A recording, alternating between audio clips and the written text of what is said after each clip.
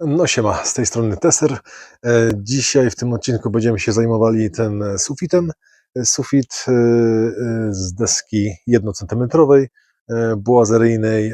Będziemy szlifować, będziemy frezować, docinać i będziemy ten sufit już składać do kubki jednej. Zobaczymy, jak to wyjdzie. Jeszcze nie mam pomysłu na to, jak zrobić te okna dachowe, jak obrobić, ale może mi coś wpadnie po drodze.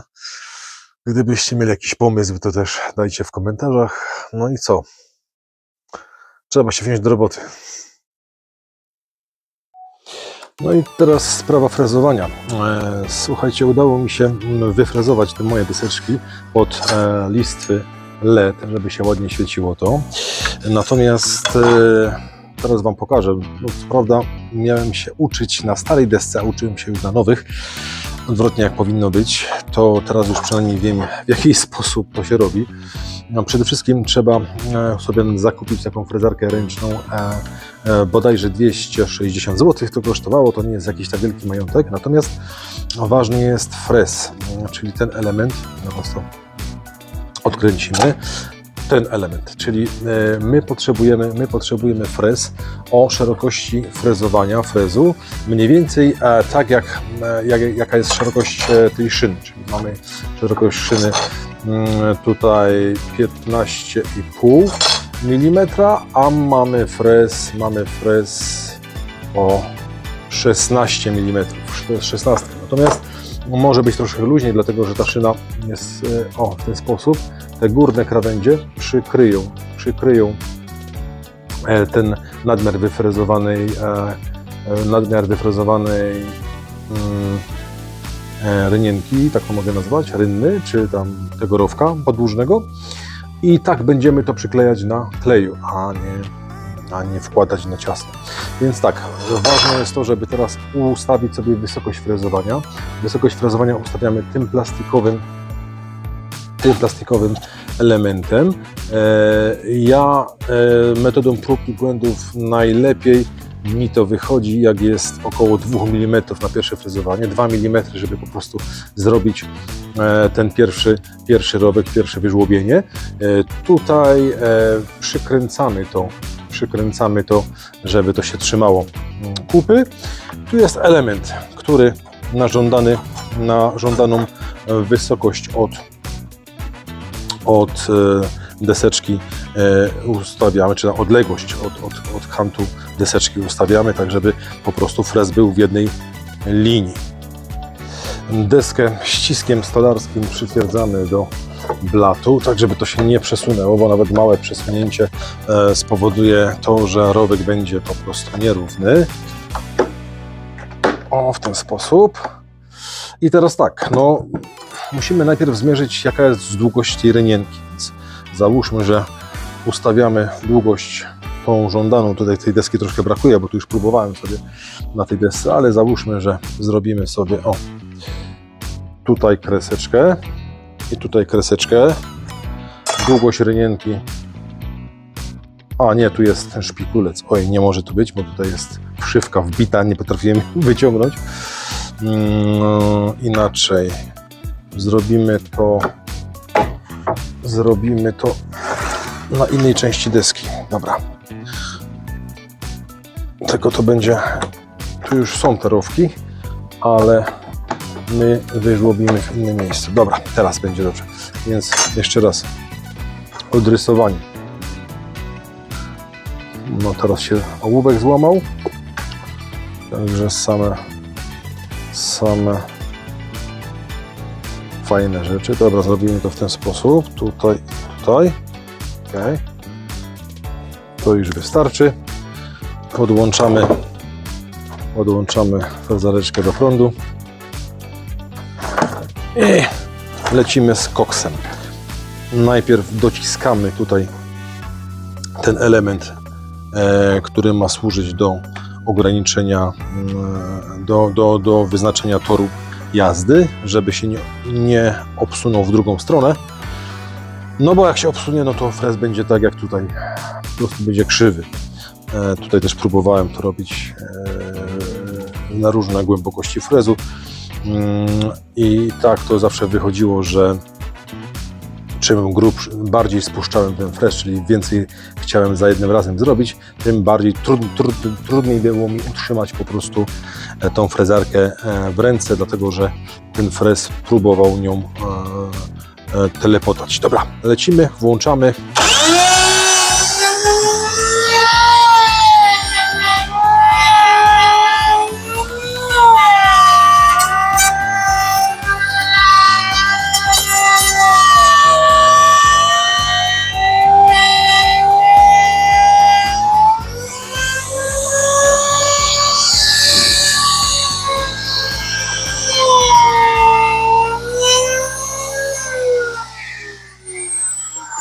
Frezarka wyłączona.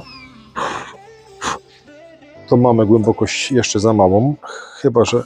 O nie, ciut za małą, więc jeszcze potrzebne jest spuszczenie tego na około milimetr, więc spuszczamy to troszkę niżej, odkręcamy, spuszczamy w ten sposób i poprawiamy głębokość tego wyfrezowanego rowka.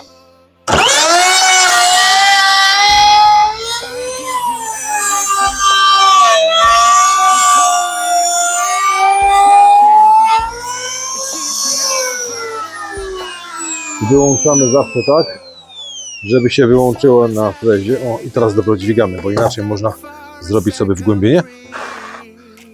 Dużo wióru z tego powstaje. Zaraz odkurzaczem to wyciągniemy. Wkładamy. O, w ten sposób. No i teraz tak, po jednej i po drugiej stronie mamy po prostu te owalne kawałki frezu. Teraz to przybliżę.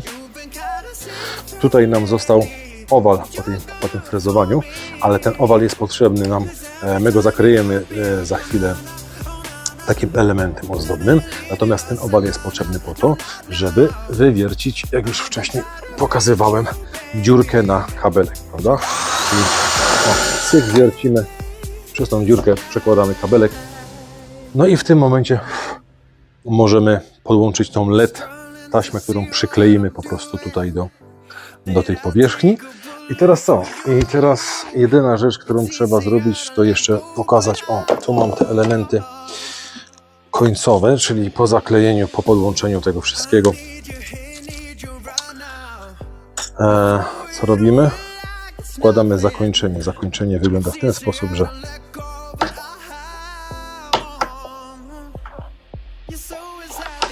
o, w ten sposób. Nie w ten sposób. W ten sposób. Czyli to jest zakończenie tego elementu, żeby nie było widać tego owalu i tego owalu, nie wiem jaka jest prawidłowa forma. I żeby to ładnie wyglądało, dlatego że później na LED, na taśmę, na tę renienkę na gotową jeszcze wkładamy po prostu osłonę tego, albo mleczną, tak jak ja, żeby rozpraszało światło, albo osłonę przeźroczystą. Nie? I to ładnie się wkomponuje po prostu w to zakończenie. Czyli lecimy do rowka, który wyfrezowaliśmy tutaj tą naszą ręczną frezarką. Docinamy rynienkę LEDową, tak? Czyli tutaj ta rynienka musi wejść na długość. Ołówkiem sobie zaznaczamy. O, niech tak będzie gdzieś tutaj. Dobra.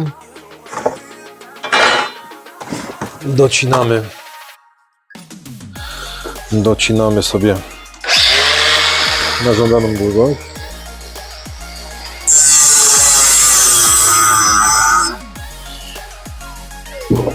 Ok. I mamy to w środku. Wiadomo, że trzeba to umocować. To ten frez akurat tak nie ładnie, że to się mieści w miarę ciasno. Jest ok, natomiast musimy to jakoś ułożyć na kleju, więc żeby to tam nie wypadło na dziurach gdzieś tam. No, ten klej już jest raczej słaby, więc będę musiał nowego kleju nałożyć.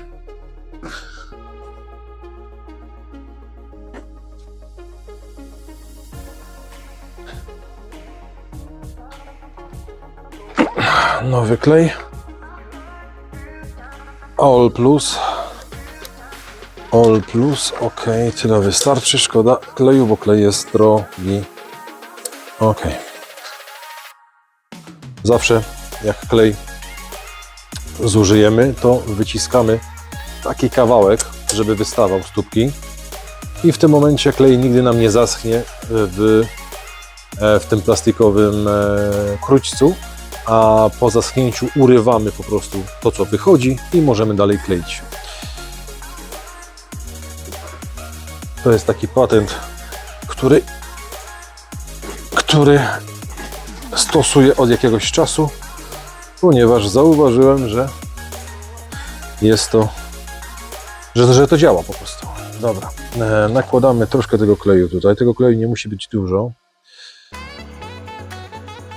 Ten klej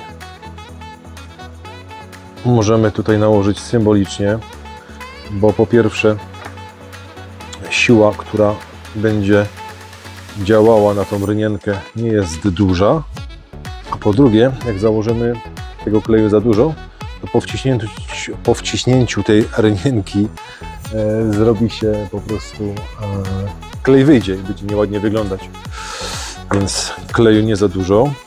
Tu się ubrudziłem, a to tutaj wykorzystamy.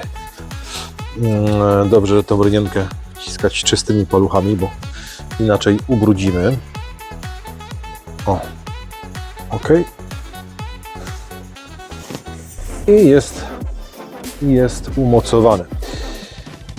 Teraz co? Teraz musimy wywiercić dziurki na kable, które przeciągniemy w tej desce, czyli wiercimy w tym otworku tutaj, w tym, bo frez daje nam zakończenie okrągłe. Wiercimy tutaj, o, tak jak pokazuję. Nie wiem, czy to będzie dobrze widać, bo tutaj nam słońce świeci. Natomiast mam nadzieję, że na tyle dobrze.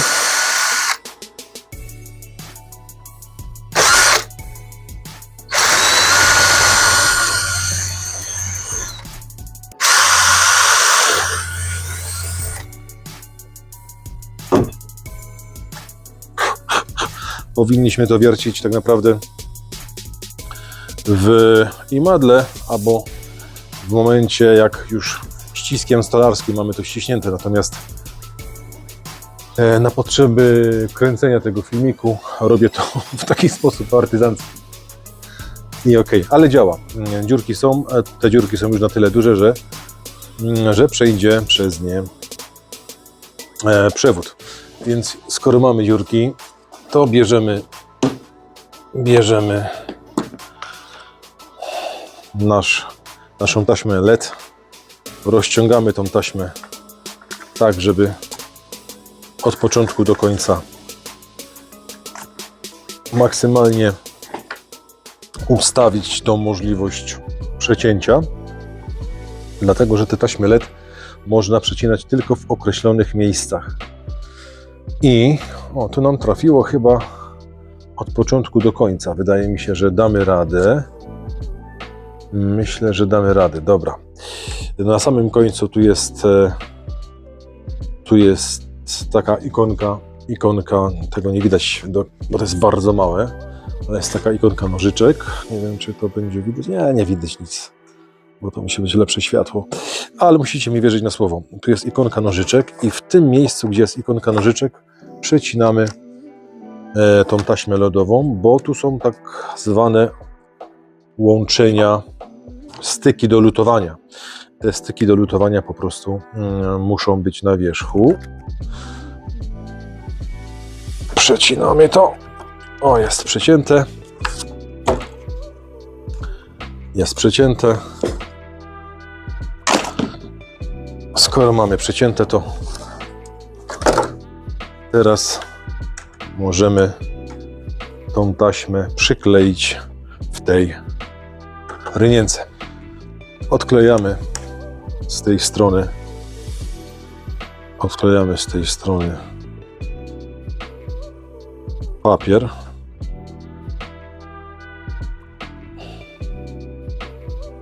O, jest, ok, udało się odkleić. Ten papierek tutaj do samego końca przyklejamy.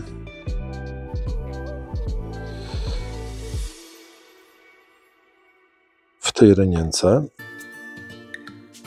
I jak tam to nam wyszło, musi nam wyjść, o jest, wyszło idealnie, ponieważ wyszło tak, że w momencie jak przeciągniemy te nasze przewody, to będziemy mieli miejsce, żeby je przylutować. No więc tak, przewód do LEDów będzie 2 razy 1,5 kwadrat, linka czarna. Przecinamy te przewody, tak żeby je odizolować.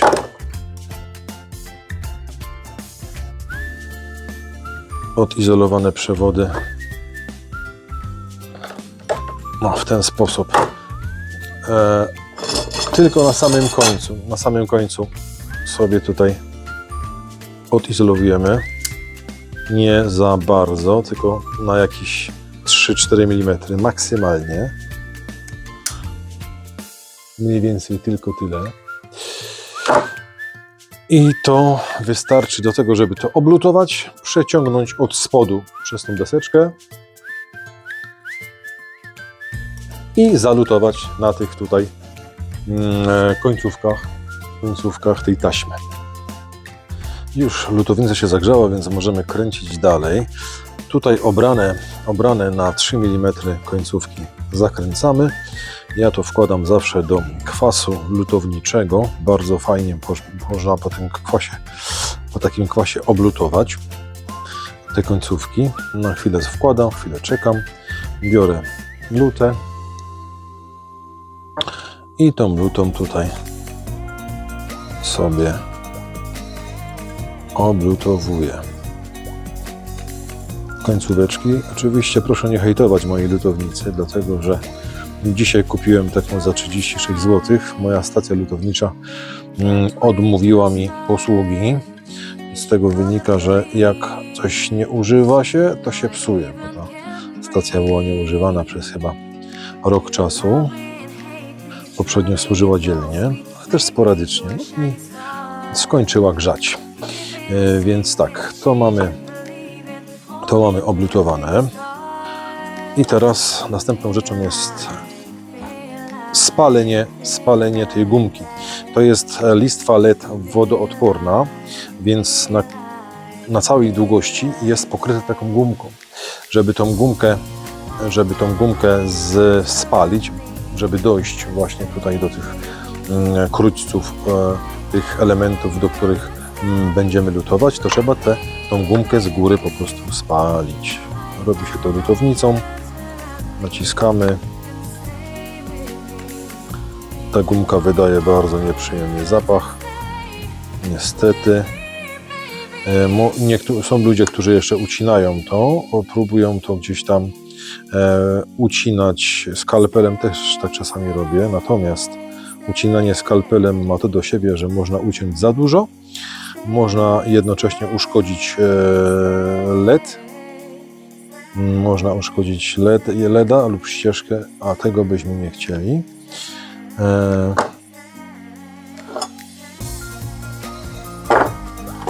Nadpaloną gumkę jeszcze spróbuję tutaj w ten sposób wyciągnąć.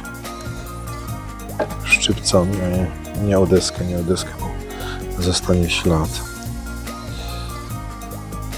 No.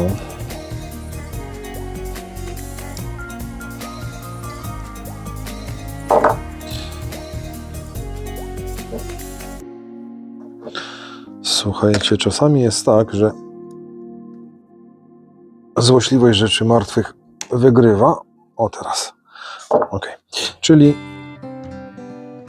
Czyli te krótce, chociaż jeszcze można troszeczkę podskubać. Czasami warto skubać do skutku, bo żeby styk był jak największą powierzchnią. Jeszcze tutaj podpalimy. Jak macie inny sposób na to, żeby się dostać do tych styków, to oczywiście napiszcie. Ja nie jestem specjalistą. Już mówiłem, że nie jestem stolarzem, ale nie jestem także elektronikiem, który ma jakąś tam zdolność manualną, mocną do tego, żeby przy tego typu rzeczach dłubać, a dłubać trzeba, jak widzimy, samo się nie zrobi. Ok, mamy już te styki w miarę wyczyszczone, w miarę na miejscu. Z tej pozycji będzie lepiej widać. Bierzemy sobie ołóweczek, tąkamy sobie w kwasie lutowniczym, końcóweczki tutaj smarujemy po to, żeby się lepiej ta cyna trzymała tego krućca miedziowanego i robimy sobie kuleczkę.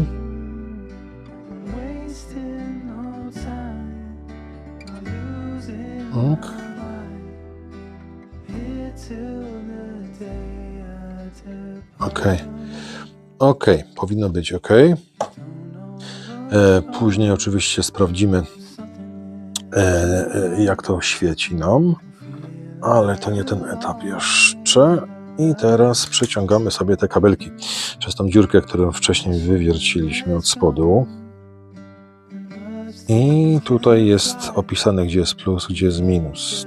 Plus jest z tej strony, ok, dobrze włożyliśmy. Zawsze robię tak, żeby plus był oznaczony przewodem brązowym lub czerwonym, a minus niebieskim. I w tym momencie zawsze wiemy po instalacji, gdzie jest jaka polaryzacja. Ok, czyli teraz tak, teraz zaginamy samą końcówkę, czyli bierzemy kombinierki, tutaj sobie kombinerki, nie wiem jak się nazywa, kombinerki. U nas na Śląsku to się nazywa kombinerki. Szczypce, tak.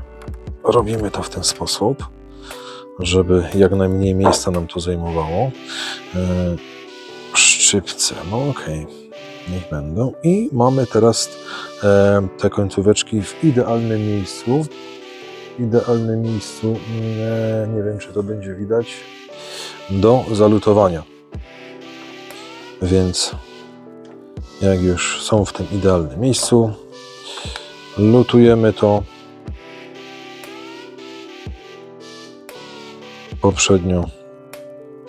Poprzednio oblutowaliśmy kable, także dobrze gdyby ołóweczkiem potrzymać. Tu teraz Wam zasłonię wszystko tym ołówkiem. No ale nie damy rady inaczej. Jedna jest przylutowana i druga czeka na przylutowanie. Dobrze właśnie gdyby było czym docisnąć, dlatego że po dociśnięciu w lepszym miejscu usiądzie ten przewód, nie? Więc ja sobie pomagam tym ołówkiem, ale znowu złośliwość rzeczy martwych mnie tutaj przerasta, bo mi się nie chce skubanie obrócić. O, teraz się obrócił. Dobra.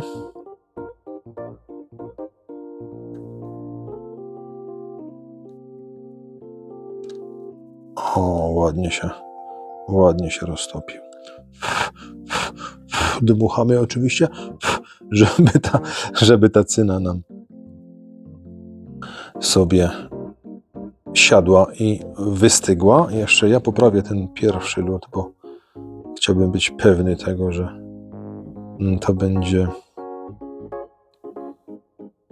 O, teraz.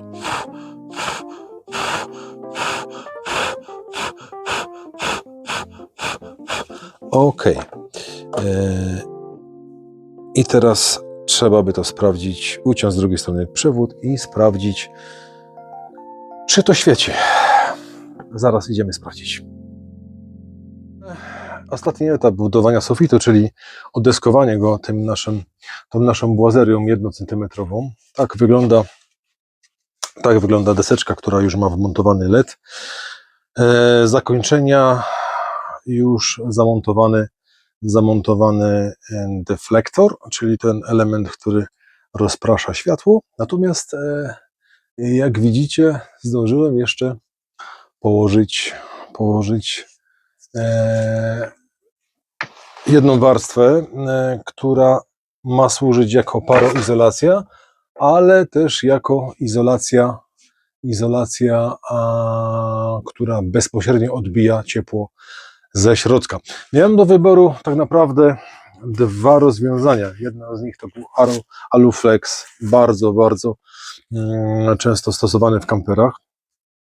2 razy folia wymalowana na srebrno, bo to nie jest folia aluminiowa, plus pianka, lub inny element, troszkę tańszy,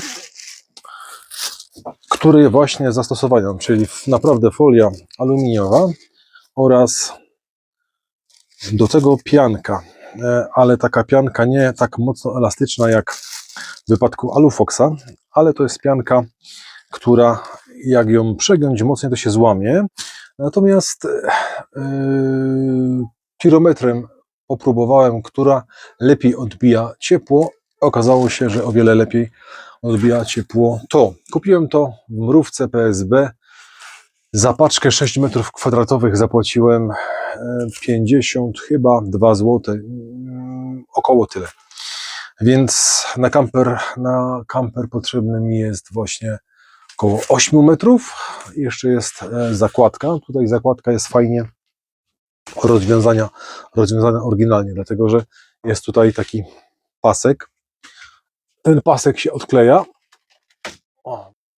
Jeszcze tylko pokażę, jaką gwoździarkę kupiłem na internetach, na najbardziej popularnym portalu aukcyjnym Parkside. Jest to gwoździarka AKU na 2 rodzaje gwoździ. Jeden typ gwoździ to jest normalne zszywki. Takie gdzieś tutaj w kieszonce miałem. Oj, chyba nie miałem. Albo w drugiej kieszonce, nie. Ale to są normalne szywki typu U, czyli takie jak tutaj na obrazku. Jest to zszywka najbardziej popularna. Maksymalna długość tej szywki to jest 25 mm, 2,5 cm. Natomiast gwoździe, typowo gwoździe, mogą być wbijane do długości 3,20 i to są takie gwózdki szeregowe. Wkłada się je w magazynek i dokładnie w ten sam sposób użytkuje. To tutaj te nasze paroizolacje odbijające zrobiłem na szywkach typu U. Dokładamy i mamy zszywkę zapodaną. Wydaje mi się dosyć prosty w obsłudze. Parkside chyba nic tańszego na Allegro nie ma. Tam jeszcze były jakieś Chińczyki tańsze. Wydaje mi się, Parkside to jest marka, z którą się gdzieś tam w Lidlu spotkałem. Po co kupować typowe no-name'y, jak można jakieś tam name'y kupić po prostu dosyć popularne. Później wiąże się to z tym, że można dokupić do tego baterię, albo tą baterię wykorzystać w innym urządzeniu marki Parkside, a pewnie też gwoździe będą dostępne bardziej do urządzeń, których po prostu na rynku jest więcej. No słuchajcie, jest mała aktualizacja moich poczynań związanych z tym przygłażdżaniem deseczek. Słuchajcie, za pomocą gwoździarki to słabo wygląda. Próbowałem deseczkę przygwoździć, po tym się okazało, że można było troszkę mocniejszym pociągnięciem tą deseczkę po prostu zerwać. No więc sprawa wygląda w ten sposób, że teraz będę wycinać w tej paroizolacji tutaj sobie do tych legarów takie kawałki i deseczka oprócz tego, że będzie przygwożdżona, to jeszcze będzie przyklejona naszym magicznym klejem Flexi lub tam mamutem, obojętnie, no bo widzę, że po prostu No nie może być tak, że możemy zaryzykować, że gdzieś tam na dziurze większej to się obluzuje albo spadnie. No nie, tak nie może być. Więc oprócz tego, że gwoździmy, to jeszcze kurczę tutaj pasowałoby to ładnie przykleić. No, to na tyle. No szybko założymy na sufit ten brakujący element.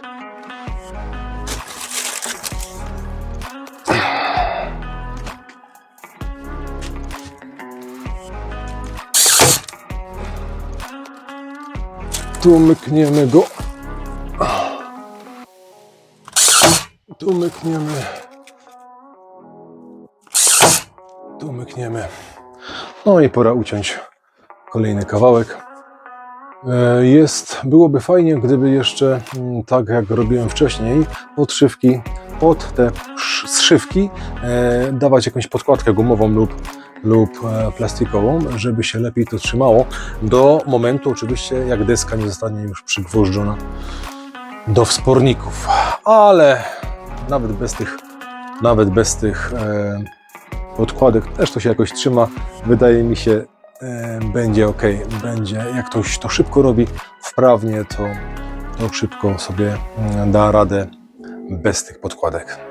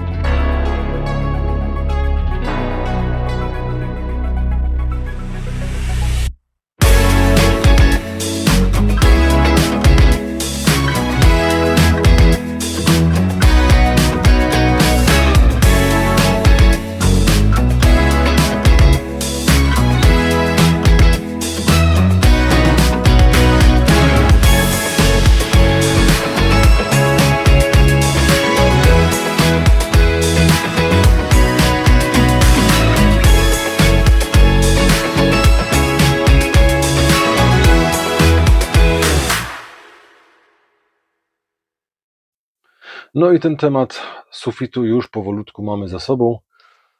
Dumny jestem z tego sufitu, bo myślałem, że czasowo nie dam rady, ale spiąłem się jakoś, dałem. No to jest jakiś postęp, taki kamień milowy. tak to można nazwać. No i co? Tutaj te LEDy zatopione wyglądają w ten sposób. Tak wyglądają. Przeżyję kamerkę. Może w ten sposób. O, tak to wygląda. W pierwszym oknie zostawiłem kabel i ten kabel będzie tutaj zamontowany, będzie schowany na razie, gdzieś tam go pochowam, ale to dlatego, że może w przyszłości będę chciał sobie tutaj ramkę zrobić oświetlaną wokół okna. Okna trzeba oczywiście dachowe wykończyć. Tutaj jeden przewód i drugi przewód do sypialni, do lampek nocnych.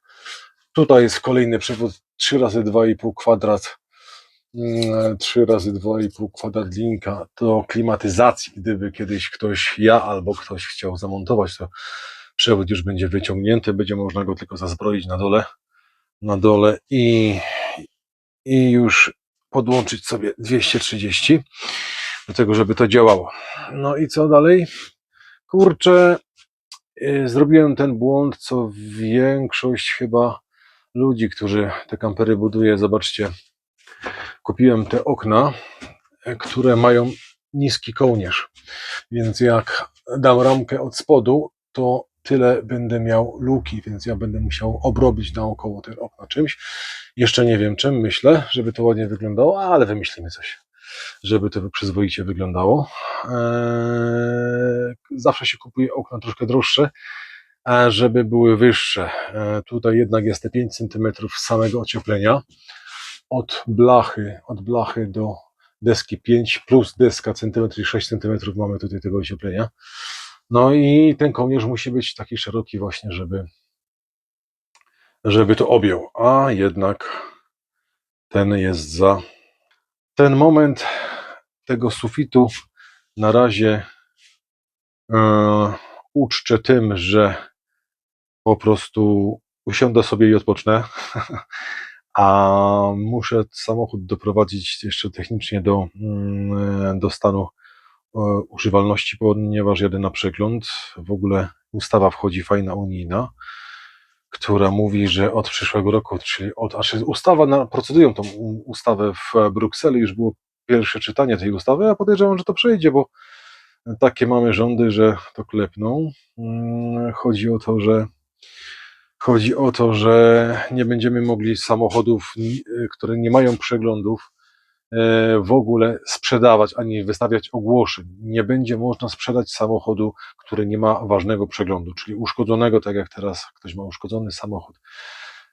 Niekoniecznie po wypadku, ale silnik, skrzynia biegów, cokolwiek, bez przeglądu technicznego nie będzie można sprzedać samochodu. To już taka informacja, która mnie zmroziła dzisiaj, bo słuchałem tego, co tam w tej Brukseli wyprawiają. W tym samym pakiecie ustaw będzie ustawa głosowana, że nie będzie można stosować zamienników do naprawy samochodów, więc jeżeli ktoś ma samochód i mu szczeli wahacz, to nie kupuje zamiennika za 300, tylko trzeba kupić za 3000 od producenta, dlatego że ten jest homologowany przez producenta. Wiadomo, kto jest lobbystą tego typu ustaw. Państwa, które produkują samochody i chcą mieć po prostu duży dochód jeszcze na częściach, które są po prostu istotną częścią zarobku. No i to na tym Chińczycy zarabiają, prawda? Części w głównej mierze z Chin, z Tajlandii, z Tajwanu przychodzą. Z Tajwanu chyba nie, znaczy elektronika tak, z Tajwanu elektronika też. W Polsce jest wiele firm, które produkuje części zamienne. No i cóż, już tego nie będzie. Jak ktoś ma 15-letni samochód, a producent ma obowiązek produkcji części zamiennych do 15 lat od sprzedaży samochodu, więc po 15 latach już nie będzie musiał produkować tych części zamiennych, czyli 16-letni samochód, jak się popsuje, to już części do niego nie będzie. Będzie trzeba go wyzłomować w pełnowartościowe auto, które tak naprawdę będzie mogło działać, tylko będzie trzeba jakąś część wymienić, tak zamiennika nie będzie można użyć, bo niehomologowany, a producent już nie będzie produkował tej części, bo nikt mu tego nie nakaże. No i w takiej rzeczywistości właśnie się znajdujemy, że Trzeba te samochody po prostu będzie kupować cały czas nowe, a wiadomo, że nie każdego stać, więc cała ta ustawodawczość prowadzi do tego, żeby człowiek biedny nie miał nic, a tylko bogaty miał samochód i żeby było go stać, żeby jeździć sobie autem, a hołota, my, pospólstwo, piechotą po prostu gdzieś tam albo na rowerze, chociaż za chwilę się za rowery wezmą, także to wszystko przed nami. Ten filmik chyba kończę. Tutaj więcej nie mam do dodania. W następnym filmiku będziemy obrabiać te okna dachowe, będziemy robić tak, żeby to ładnie wyglądało i już instalację elektryczną, tak żeby można było przykryć tą ścianę, obrobić te ściany, żeby już ten etap był też za nami.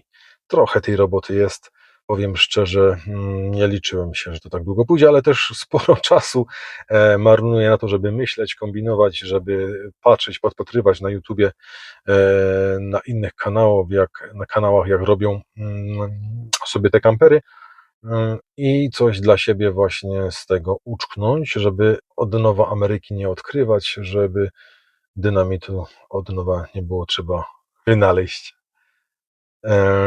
No, to podglądam i to tak trochę czasu właśnie te same podglądanie, czy tam szukanie części, szukanie różnych rzeczy w internecie. Trochę na to czas leci. Dzięki za oglądanie.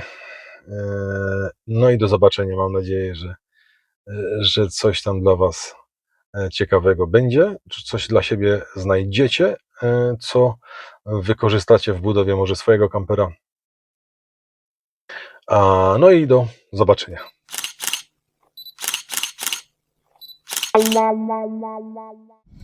Słuchajcie, jadę, ale pomyślałem sobie, że muszę Wam to nagrać.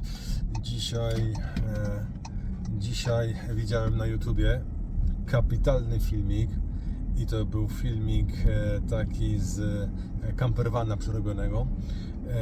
Tu w Niemczech czy we Francji chłopak sobie przerobił go, ale zrobił to w ten sposób, że zrobił podświetlenie zewnętrzne i nad drzwiami suwanymi i pod kamperem, czyli w momencie jak zapalał zewnętrzne podświetlenie, zapalała mu się taka poświata pod kamperem.